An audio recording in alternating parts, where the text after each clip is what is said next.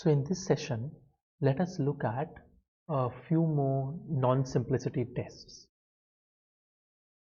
First, let us look at a lemma. So suppose G is a group and H is a subgroup of G. If S is the group of all permutations of the left cosets of H and G, okay, so what is S? S is the permutation of the group, not of the group, of the set G by H. So look at all the left cosets and look at all the bijections from G by H to G by H. This is what S is, G by H.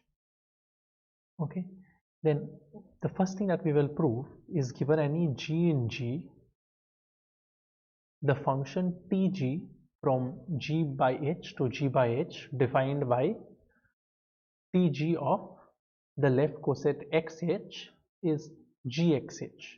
We will show that this is a bijection. In other words, we will show that Tg is in S, the set of all bijections. Okay, so the first thing you would like to see is that this function is well defined, because as we know, the moment we talk about cosets, there is a representation problem.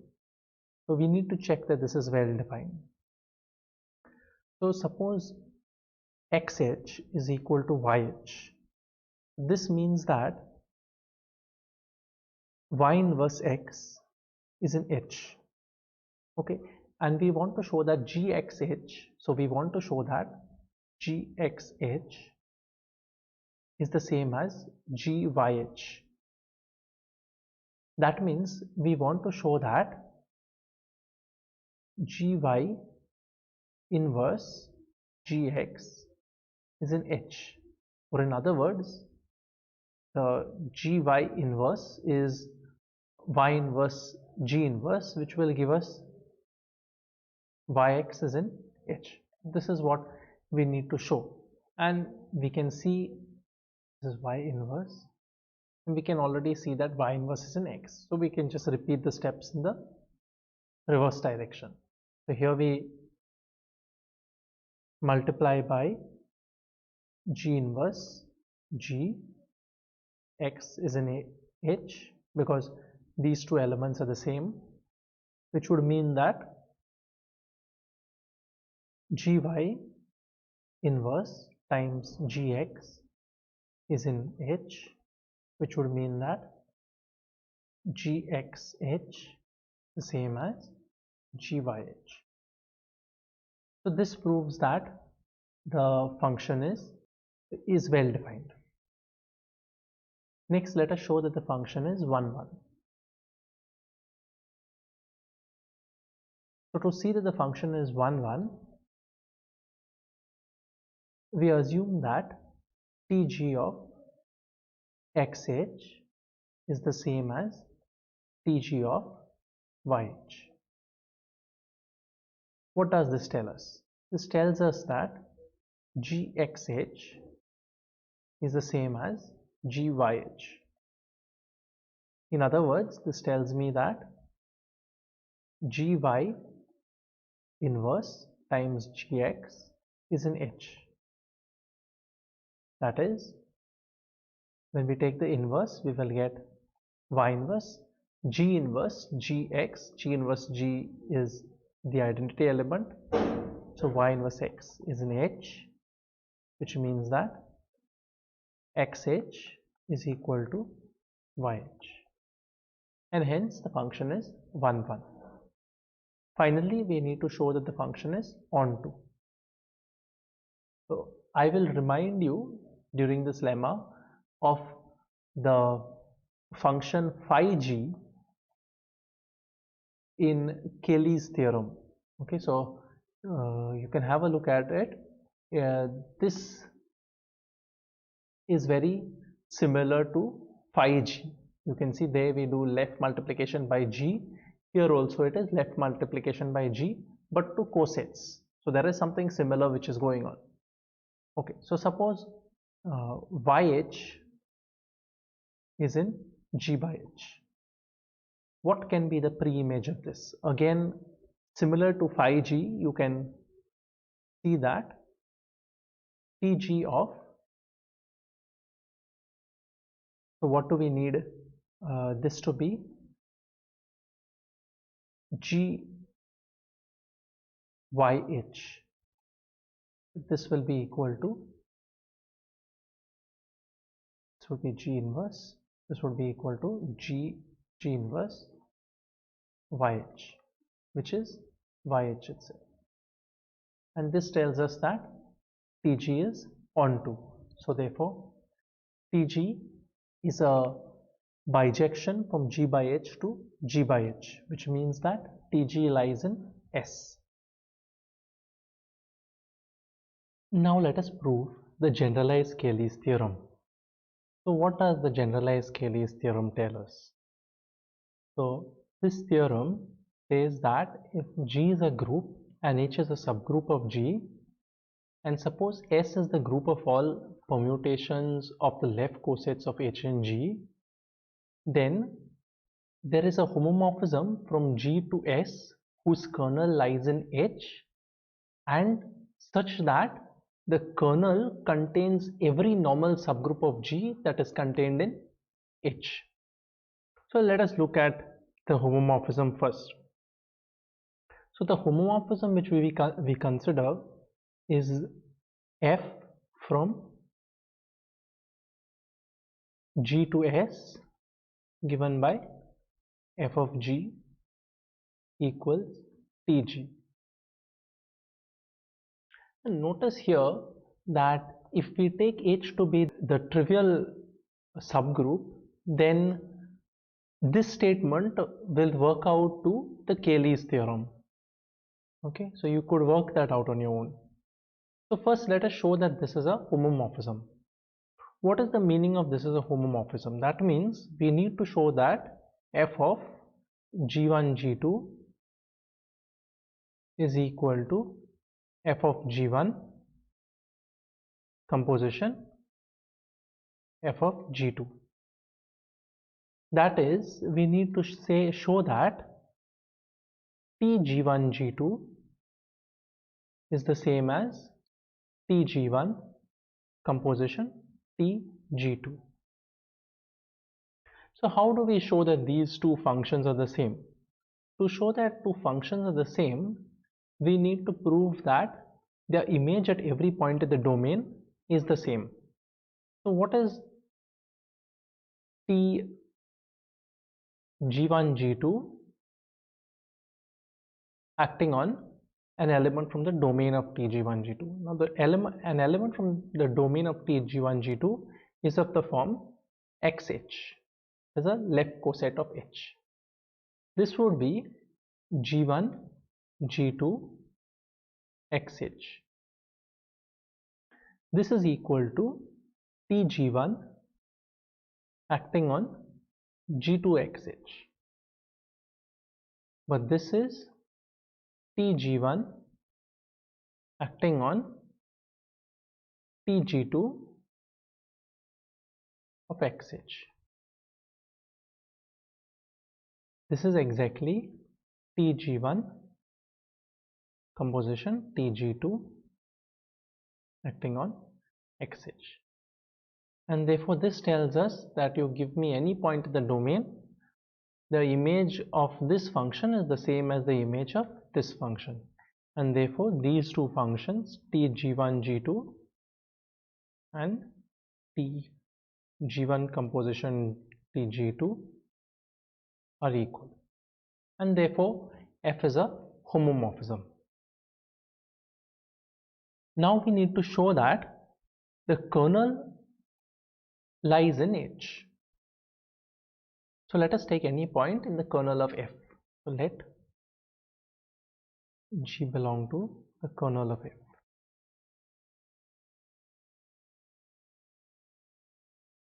First, you would want to notice that TE is the identity permutation in S, because TE of XH would be equal to EXH, which is the same as XH. So this is the identity element in the group S. So if we have a G in the kernel of F, it means that f of g is the same as TE. But this means that TG is equal to TE. Now these two functions are the same, which means that their image at every point is the same. In particular, TG of H is equal to, this is TE, TE of H, which means that GH is equal to EH, which is H itself. And that tells us that G is in H. So we have shown that given any point G in the kernel of F, it lies in H. That is, the kernel of F is a subset of H. Now let us take a normal subgroup N of G that is contained in H. So let N be a normal subgroup such that N is contained in H. We will prove that N is contained in the kernel of F. So to prove that, we start with any N in N. Now, what is the meaning of N is in the kernel of F? That means that f of N is equal to TE. That is, Tn is equal to TE, which means that Tn of XH is equal to TE of XH for every X in G. That is, NXH is equal to XH for every X in G, or X inverse NX is in H for every X in G. So how would I prove that X inverse XH is in XH? Here we can see that since N is a normal subgroup, X inverse NX is in N, which means that X inverse NX will be in H, as N is a subset of H. So this tells me that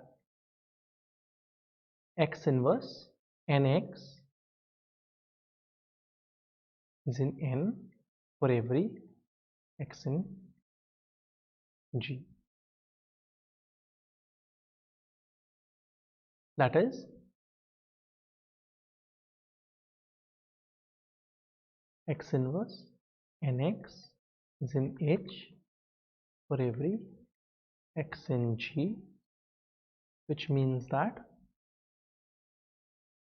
NXH is equal to XH for every X in G. That is, Tn of XH is equal to TE of XH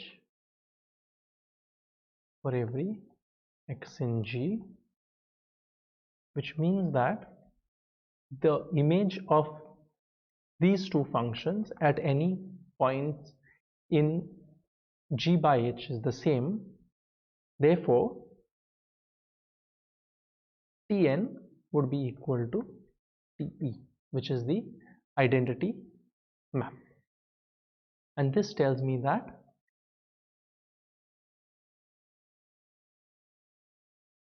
f of n is equal to TE, or in other words, n is in the kernel of F. So we have shown that given any n in N, N lies in the kernel of F. That is, N is a subset of the kernel of F. So we have shown that any normal subgroup that is contained in H should also be contained in a smaller subgroup of H, that is the kernel of F. In this corollary, we will show that if the number of elements in G does not divide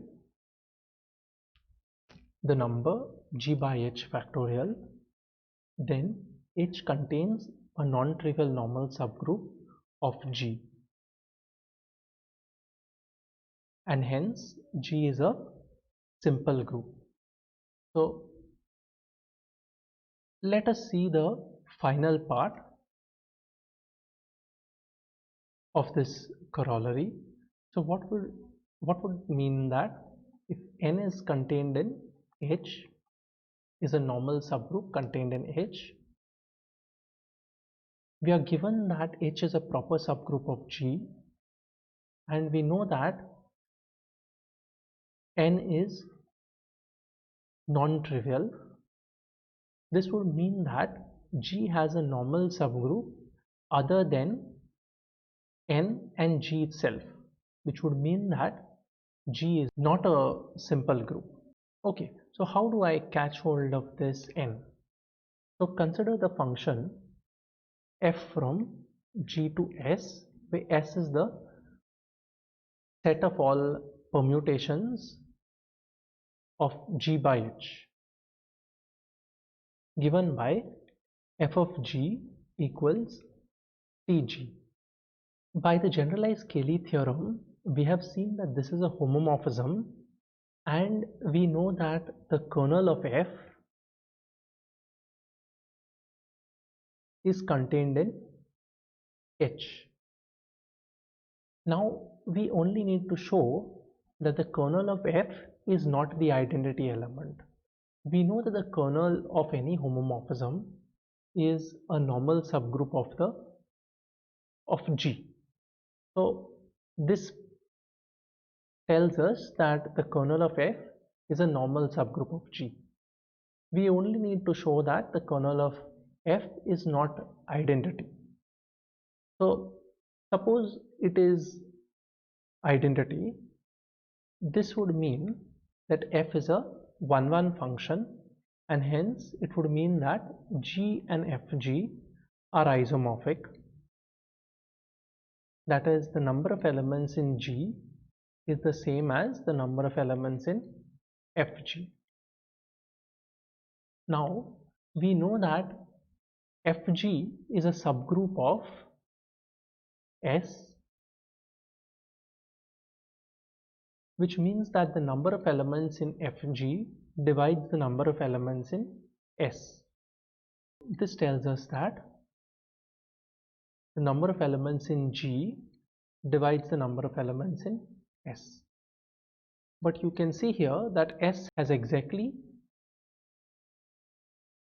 G by H factorial number of elements, since it is the group of permutations of the left cosets of H. And this is a contradiction because we can see in the hypothesis that the order of G does not divide G by H factorial. So this is a contradiction, which means that the kernel of F is non-identity. So this proves the corollary. We can take the kernel of F to be N, which will mean that we have a normal subgroup of G which is not identity and properly contained in G, and therefore G is not a simple group. Okay, so in the next corollary we will show that a finite non-abelian simple group, that means G has no proper normal subgroups. The only normal subgroups of G are the identity subgroup and the trivial subgroup and the group itself. So if this has a proper subgroup of index n, then G is isomorphic to a subgroup of An. So let the proper subgroup of index n be H. H is a proper subgroup of G of index n. That means that the order of G by H is n. We will let S be the group of permutations of the set G by H. This is the group of permutations, which means that S can be identified with Sn. It is in fact isomorphic to Sn. S with Sn, and therefore by the generalized Cayley theorem we see that the function f from G to Sn, okay, where we have f of g equals tg, okay, that will be the corresponding permutation in Sn. This is a homomorphism, and we know that the kernel of f has to be contained in H. But we can see here that H is a proper subgroup of G, which means that the kernel of F should also be a proper subgroup of G, which tells us that the kernel of F is the trivial subgroup of G. And since the kernel of F is a trivial subgroup of G, it means that F is 1, 1. Since F is 1, 1, we see that G is isomorphic to f of G, which is a subgroup of Sn. Now we will show that f of G will be contained entirely inside An. Now what happens if f of G is not entirely contained in An? If f of G is not entirely contained in An, so suppose f of G is not entirely contained in An. This will mean that exactly half of f of G is in An. That is, the number of elements in f of G intersection with An will be the number of elements in f of G by 2. This means that the number of elements in f of G upon the number of elements in f of G intersection with An is 2. That is, the index of f of G intersection with An in f of G is 2. But this tells me that f of G intersection with An is a normal subgroup of f of G. It will also be proper since the index is 2. So if this is a proper normal subgroup in f of G, we know that f of G is isomorphic to G, which means that G also contains a proper normal subgroup. And this is a contradiction because G is a simple group, and therefore f of G should be entirely contained in An. So we will stop this session with this corollary, and we will look at some problems using these theorems in the next session.